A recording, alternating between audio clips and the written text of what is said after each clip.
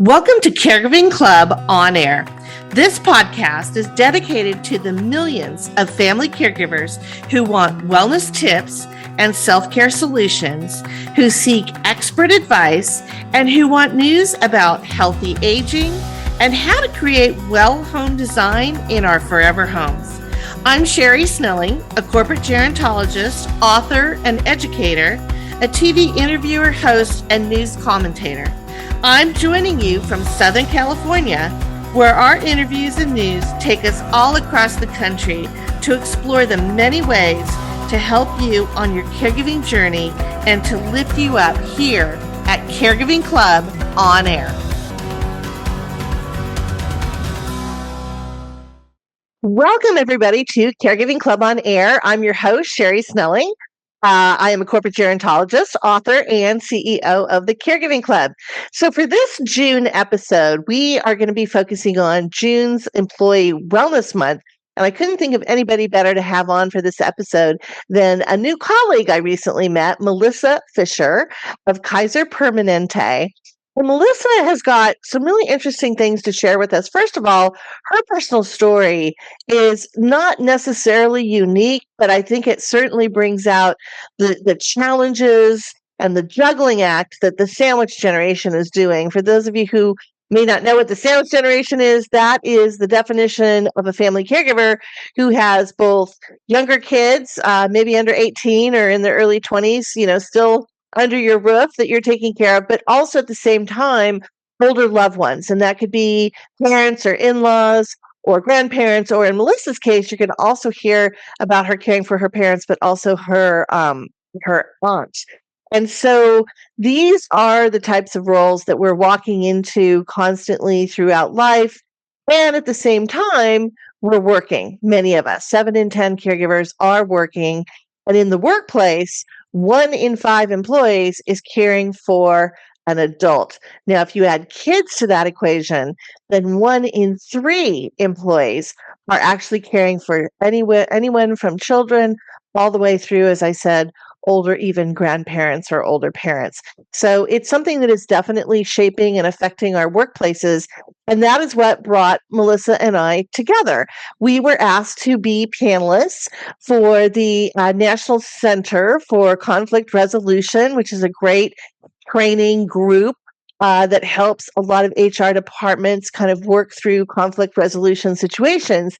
And they had gotten so many requests to do something around caregiving in the workplace, and Melissa and I were really honored to be asked to be the participants on that panel discussion that we just recently had. And I'll have a link, by the way, to that webinar because I think it's been made available to the general public, even though it was really designed to speak to a lot of the HR managers and directors and departments that are out there servicing all of our different small, medium, and large companies. But, what's really important, I think, about these types of discussions, and Melissa's going to share her story personally, but also how she's really advocating and influencing Kaiser Permanente to recognize caregivers at work. And she's going to talk a little bit about that advocacy work that she's been doing, both within her own company, but also within her community. And I think the important thing for employers is that this isn't just a productivity issue. It's not maybe even just a healthcare cost issue, which is, those are the things we've looked at in the past when it comes to caregivers in the workplace. This is really about a mental health issue. This is about addressing things like caregiver burnout. This is also recognizing that some of your most valuable employees are leaving the workplace. 1 in 3 mid to senior level managers are leaving the workplace specifically because they have to care for a loved one. So you're losing that knowledge base. So this is becoming a really fraught, challenging issue for a lot of companies. And, we need both the Melissas of the world who are advocating within her own company, consultants like myself who are helping HR benefit managers and program directors recognize what are the important tools that they need to have in place, what are the supports that they need to go from what I call a care-aware company to a caring culture company. So with that, let's listen in to my interview and great discussion with Melissa Fisher of Kaiser Permanente. So I'm really excited to have our guest on this episode. And of course, we are recording in June, which is Employee Wellness Month. And I recently met a new colleague, new friend, Melissa Fisher, who is a senior strategic marketing consultant for Kaiser Permanente. But more importantly, she has been what I would call a super family caregiver because she's cared for multiple people in her family and close circle, but she's also been a great advocate for caregivers in the workplace. And we're going to learn a little bit more about what Melissa has done. But Melissa, welcome to Caregiving Club On Air. Thank you for having me. I appreciate it, Sherri. I don't know if Yeah, I'd and say super. we're both kind of laughing because we had a little bit of tech trouble getting Melissa's video on screen, and we finally figured it out. So we're so thrilled to be able to see her as well as hear her. Melissa, when we have our guests on, we always ask the first question: where are we talking to you from today? Talking to me from Portland, Oregon. Oh, fantastic! And hopefully the weather is good for you up there. I know it's usually pretty nice during the summer, right? It's lovely today. Well, as I said, I want to start first with your personal caregiving journey because it was, quite a long time. You cared for multiple people in your family, but just kind of take us on that journey that you had as a family caregiver. You bet. Well, first I'll say I joined Kaiser Permanente in 2016. So that was the start of my working in healthcare officially. In 2018, after about a year and a half of watching some very odd behaviors or watching some things happen with my father, we eventually got a diagnosis. It took over 2 years of behavioral variant frontal temporal dementia. And for anybody who is listening today and isn't familiar with behavioral variant FTD, just think about it as your brain breaks, right? That's the frontal lobe and the temporal lobes. And those are the ones that control your behaviors, empathy, your character. And so my dad was very uncharacteristic and doing a lot of things that were very harmful. My parents at the time lived in Maui, and I was in Portland. So I wasn't actively in a state of caregiving at that time, but I was trying to aid my mom and help her as she navigated a very stressful situation because the sorts of things that my dad did were beyond words. From jumping out of moving cars to stealing in stores to being banned from Costco for life. Didn't know you could even do that globally, actually. To 6 times of going to jail in 3 months period. And when your mom is saying that Christmas, having him in jail feels like respite, you know that things are terrible. Yeah. And And just to jump in here, yeah. your dad, I don't know if it was exactly the same FTD diagnosis as the actor Bruce Willis, but I think there's been a lot more attention now on these other types of dementia. We always default to Alzheimer's, right? But there Yes. are certainly other dementias out there, and the signs of it and symptoms of it are very different. And so I just wanted to let our audience know if they're more familiar with what's happened recently with Emma, his wife, and her book, then it was something similar to what you and your family went through way before anybody was really focusing on this, right? Yeah, And knowing and what it was. he was diagnosed with a variant called primary progressive aphasia, which is Okay. language. So again, as you know, the brain is a big mass and everything doesn't happen the same. So even as I share my story today with you, I want to always say that it's not the same for everybody. And that's Right. really important. But what we were experiencing as a family really defied our understanding of dementia. My grandmother had Alzheimer's, so I had not ever been exposed to this. And of course, that's what made getting a diagnosis so difficult. But as a caregiver or a care partner, initially it was remote. And also just kind of stepping into this space of watching my mom unravel because of the amount of trauma she was enduring on the daily. There was even a restraining order against my father at one point, and it did take me doing an intake with Adult Protective Services to protect them both. So my caregiving at that time was periodic, episodic, and coming in and doing whatever I could to alleviate her, give her respite as much as I could. But I was worried about both of them, right? I'm watching my family literally fall apart. And in that space, there was only so much that I could do, and he was a danger to himself. So I'll kind of fast forward a little bit, because the next year and a half to 2 years was extremely stressful. And I did go quite frequently to Maui. Again, it's a lovely island, but I was not laying on beaches. I was literally trying to keep my dad out of trouble and safe. And also, as much as possible, give him dignity, because this is a type of dementia that really destroys that for you. And I learned a great deal. So I would say that, as horrific as it all was, and as much as I tried to help from where I was, I learned a lot. And as a Mm. result of that, I became an ambassador for the Association for Frontal Temporal Degeneration. And I have been an active advocate and volunteer with that organization ever since, supporting people in the state of Oregon. So some benefit to that. But in the meantime, we ended up eventually being able to place my dad in skilled nursing, which was also very difficult because nobody really wanted to do it. But again, my mom could no longer keep him safe in home. And they did accept him in February of 2020. Now, you may all remember what happened in February of 2020. We had COVID. So my dad's placement was difficult, didn't go very well. Medications were difficult to determine and keep him safe.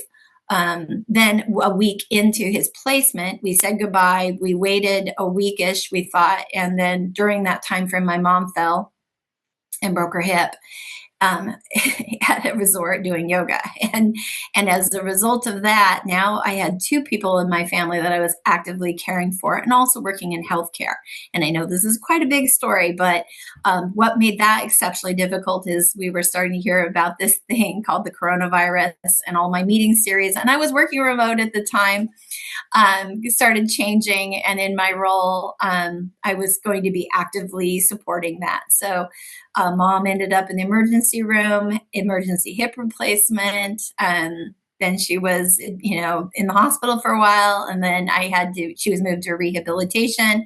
I had to prepare her house for her return, but then I needed to leave and go back to the mainland and start my job of full-time working on COVID communications, and eventually setting up our state's largest vaccination site. I was a lead for that. So here I am, dad with FTD, mom at that time not diagnosed with anything other than she's healing from the hip replacement, and me now deployed in our facilities, and then and doing a lot of communicating.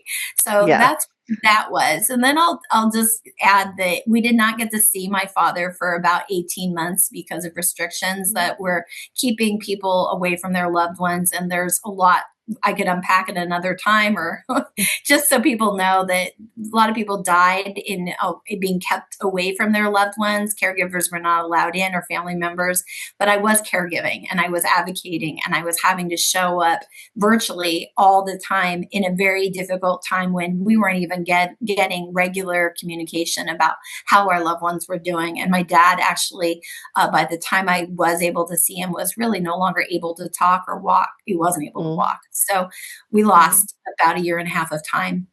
Yeah. In the meantime, then fast forward to 2023, and around January, my mom's sister, who lived alone, and I know that we have a lot of people who are older, who are single and living alone, started to have terrible medical problems. And there was a series of emergency room visits. I had another cousin who was kind of ping-ponging with me to try to figure out how to help her. Eventually, I think it was about the sixth hospital emergency visit, different hospital, I really got pressured them to admit her and figure out what was going on. It turned out to be urinary tract infection, but she also had delusion, and it was a result of her dementia.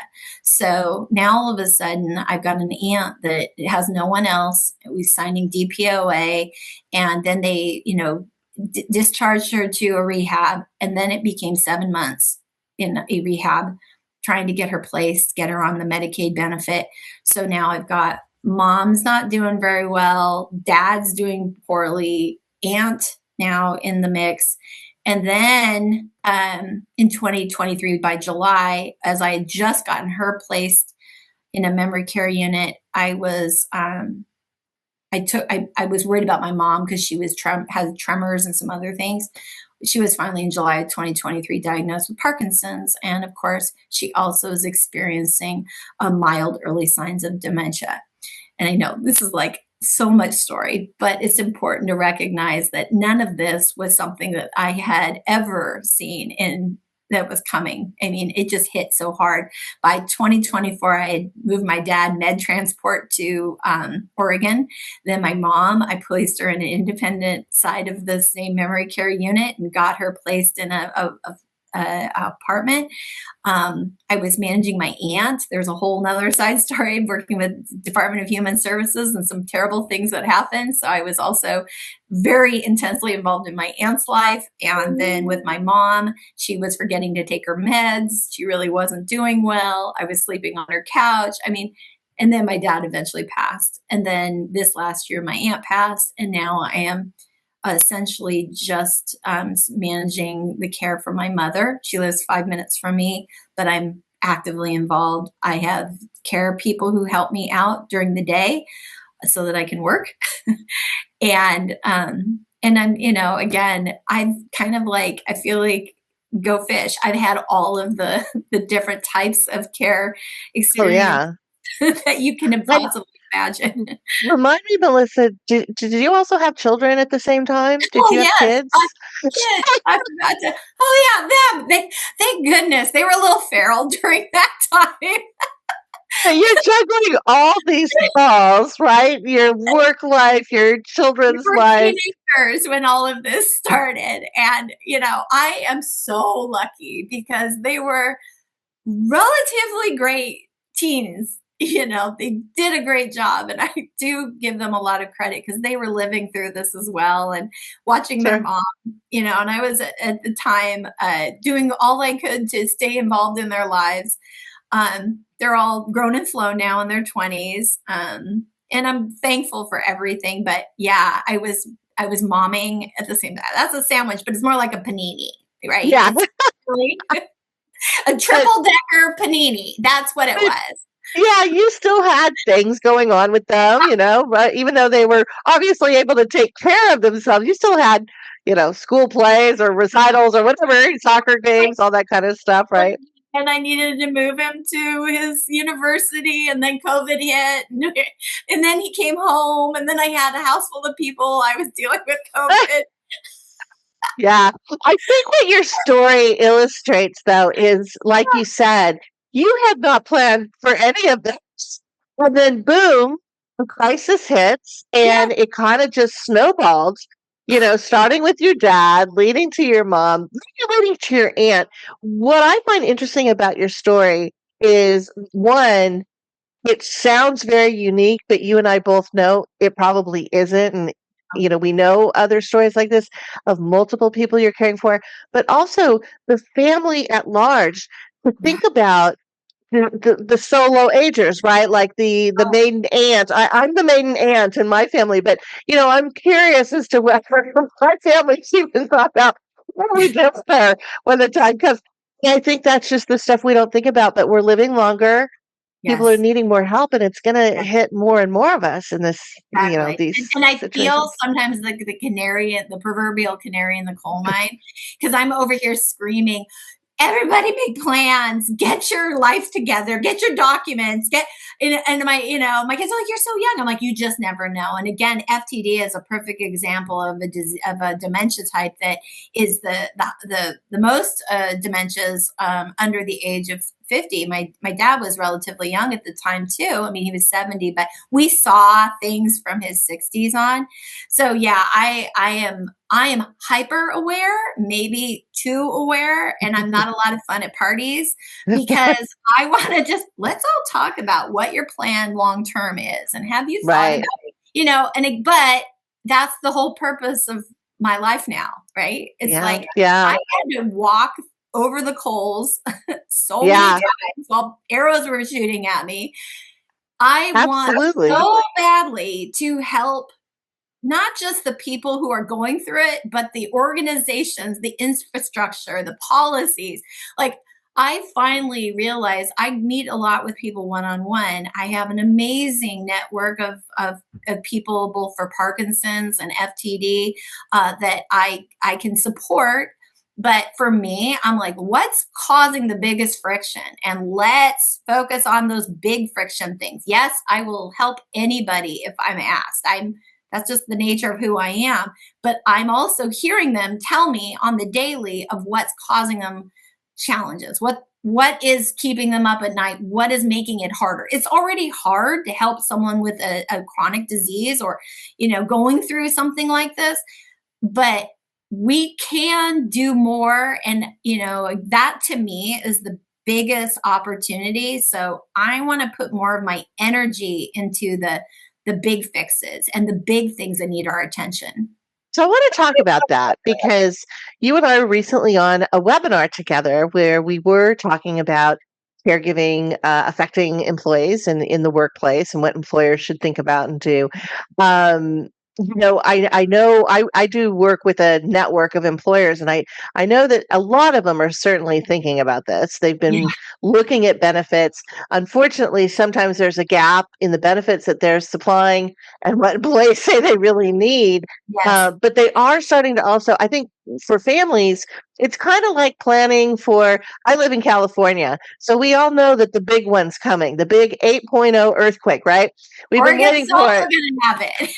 Waiting for 20 years, not really waiting. We don't want it to happen, but I doubt that very many people have put together the little go bags. And, we just don't prepare sometimes for those big crises. But what I do find with families is the financial hit, the cost of caregiving is Unbelievable. now starting to make them think maybe we should look ahead at this because it is so expensive for long-term care and it's Yeah. going to impact your personal retirement, right? But Yeah. go back to, so you're working for Kaiser.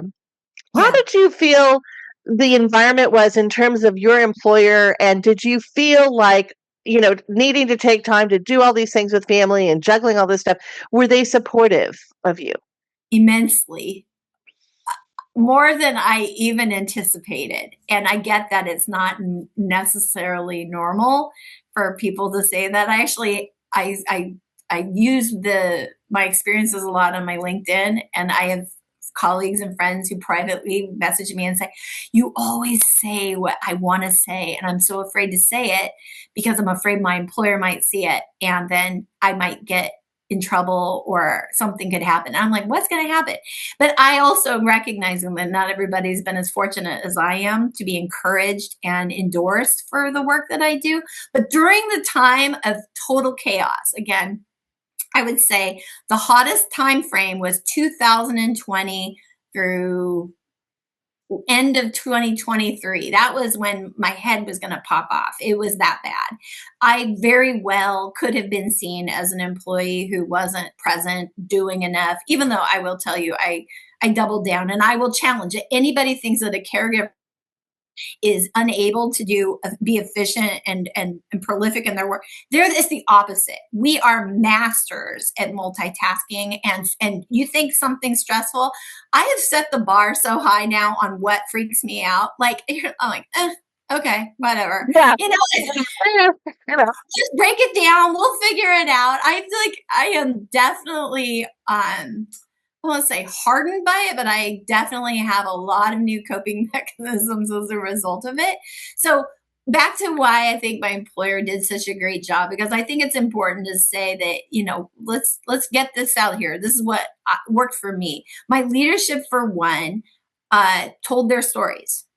and told me of their own caregiving experiences, and at times asked me for help.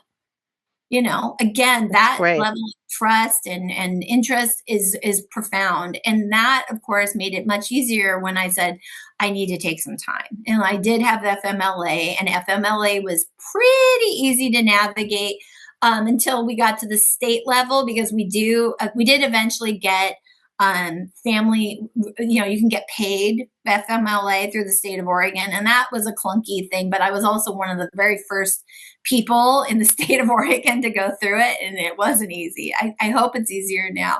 But anyway, I was able to take FMLA. We also have, of course, EAP, employee assistance. That was easy to find. However, I would say that, of course, nothing was tailored to my experience, but they listened to me, and they helped me navigate to get mental health care for myself. Again, that was really a big part of it. Is I can't fix the fiasco that's occurring every single day, but I can show up as well as I can. And then, of course, we also had the ability to my doctors were, I had, when I go to my doctors, they were also really taking good care of me. But Kaiser also embraced me. And so I supported the mental health and substance use department and my advocacy. And I know we've talked a little bit about health observances and how those can help. And yes, we'd like more than just one a year, but they did acknowledge National Family Caregiver Month as a result of my advocating for it. And now it is a permanent fixture within Kaiser Permanente. They also have told my family's story, both internally and externally, and it's been on digital screens at all of our facilities and Wonderful. social media campaigns, and I'm all for it. They even did a national ad campaign a year and a half ago with my mother, What I Oh, Love, and it was so great. And my boss was yeah. there, and one of my colleagues, and they were as excited as I was. And it was before my mom's dementia had advanced enough. So I have now a recorded memory of a lovely interaction with my mom that has been used in national Yeah. advertising and TV spots and a billboard my mom learned about. She couldn't believe that That's she was on a billboard. fantastic. I love it. Well, I know. unfortunately, we've only got just a couple minutes left. One of the Sorry. other things that you did, oh, no, this is fantastic for people to hear. You also created a support group called is it Partner. Care Partner Care? Tell Yeah. us a little bit about that and Sure. what it does. So really, last October, we have employee resource groups, or also called business resource groups, but now they're called communities. So KP, communities at KP, and we have lots of them. And I really felt passionately that we needed one for care partners, and there was none. But there's a process, and you have to have so many people. And again, we're a very large organization, but someone has to start. Someone just starts to build it. So we use Teams, and we have Engage, and we have our custom communities. And you have a presence. It's like social media for business, like Facebook, right? And Right? I decided I'm just going to start it and then see what happens organically. Because if I start, then that'll help. Now, I will also tell you that my HR wellness partners or well-being partners in the Northwest were meeting with me, encouraging me. I was getting a lot of support from our HR leaders regionally, and then it got national attention and is now is a priority. That's And fantastic. it is fantastic. And what I love about it is I'm kind of the author of a lot of it, but I am so happy to have a platform where people are safe and secure, and I'm sharing resources, and sometimes it's just saying, yeah, like I think I did one just the other day about when you lose your shit, if I can say that. Yeah. You And it was can. very honest, because we do lose our shit. And Yes. so I was very transparent, but I talk also about the important moments and when things get busy and how to take care of yourself. It's very much a dialogue, but people will comment often like, oh, I'm so thankful we have this place. I think there's a lot of people who don't know that they're caregivers. We call it care partners. And I do that for the reason of autonomy, and also to capture people before they understand that there's potentially a title for what they're doing. Care partner Right. feels like you're more support. My mom also does not believe that she needs caregivers, so I'm a partner to her. So Right. I respectfully have stopped using the term caregiver in all of my wording. And I think that's a communicator's background too. And I'm also trying to encourage us within the organization to say care partners and think of it as your circle and your Yeah. circle. So I'm really conscientious of the terminology that I use. And then I use that care partner, care community as a place to reinforce that. And Right. again, my big goal is to influence change from within. Yeah. And Start. I'm on the side of I don't mind the word caregiver. I know many people don't self-identify as that, but the Yeah. word give or gift is what I love because it is a gift of what we're doing. So I get what you're saying about care partner, and I know that happens a lot too in spousal caregiving situations. They really want to be known as care partners. But I still default a little Uh-oh. bit to caregiving because I Yeah. like the gift of giving that care Yeah. to my mom. We've only got a couple minutes left, and I've got two quick questions for you. So, Sure. the first one is, how did you find or practice self care when you were in the midst of the storm of caring for all of these loved ones? Oh my gosh. Well, I did a lot. Okay, I had hypertension. I gained a that's significant normal, right? weight. My hair fell out. I had full body hives at one point. I got ear infections, mouth infections. My system fell apart. So I can't say that I was feeling good and I was just going to the spa in between all the chaos. I wasn't. I was a tragic mess. But over time, my resilience included returning to my running and my biking, and I have a garage gym and discipline. If I had 5 minutes, I moved. If I had 10 minutes, I moved. I recognized I had to show myself grace and take whatever I could and not be critical of myself, because I am just by nature very critical of myself.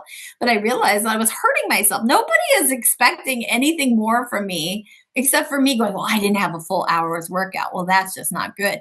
Well, you know what? Today I moved for 5 minutes. Yay. Exactly. Just I, grab whatever yeah. small moments that you can. Okay, we got 1 minute left. Tell me, if you have your wish list, what Mhm. would you change in the workplace, or what would you do for caregivers in the workplace that you think would really be impactful? First of all, recognize us. Yes. That's the most important thing, is that people need a safe place to identify so that we can talk and show up as our full selves. And so I would say that the best thing that we can do is make space. And honestly, there aren't a lot of places that do that. We have a lot for children. And again, I had kids at a time when I was even struggling with my being a mom, and oh my gosh, I got to go to the school in the middle of the day. I got a meeting, it's like I hit it.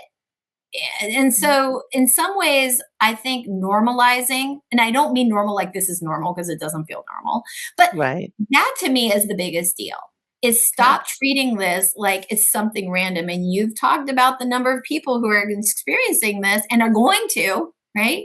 If you're not Yep. one yet, is the old saying it, Rosalind Carter said, we're all going to be there, whether we Yep. need care or we're receiving care. And so I feel like that's the biggest opportunity for us, is stop treating it like it's some random event that nobody else has ever experienced, and start talking about it and see me as that care partner or caregiver. And I'm not asking you to do special things for me from anyone. I'm just asking you to show up with a minimum amount. And right now, I think we don't get anything Right. necessarily. And I think we have to start by identifying and calling it out, and collectively our voices will get stronger. And yes, we will see a rise in support. I do believe that. I'm already feeling like I'm witnessing that. Again, this started in 2018. So Right. So I agree. I love that. Let's get some recognition. That's the foundation for a caring culture in our yes, workplaces. So yes. with just a couple seconds left here, if people want to reach out to you, where can they find you? I know you mentioned LinkedIn. What's the best place to connect with you? Yes, LinkedIn would be the perfect spot to connect with me. I'm always happy to discuss things privately there, but I'm also, again, a significant advocate and will always share things on this topic there. But that's probably the best place to get hold of me at this time. Well, this has been a fantastic conversation. I'm so glad we met and we connected, because I know we're going to stay in touch on a lot of stuff. But thank you so much for coming on and sharing your experiences and your insights. Oh, thank you for having me. It's been a delight. Appreciate it. Thank you for joining us on this episode. A reminder, you can find more information in my book on caregiving, healthy aging, brain health, and how wellness is built on balance. Check out Me Time Monday, the weekly wellness plan to find balance and joy for a busy life, or visit MeTimeMonday.com or caregivingclub.com. I hope you enjoyed this episode of Caregiving Club On Air. Please hit the subscribe button to listen to us on Apple and Google Podcasts, Spotify, Amazon Music, SiriusXM, iHeartRadio, Pandora, as well as other listening channels. And subscribe to our Caregiving Club YouTube channel to watch the podcast and find all of our other educational caregiving content. Remember to check out the resources and article links for this episode on our episode guide page, caregivingclub.com. Just hit the podcast tab. And email us with any comments or questions at caregivingclub.com. Thank you again for listening and watching. Take care and stay well.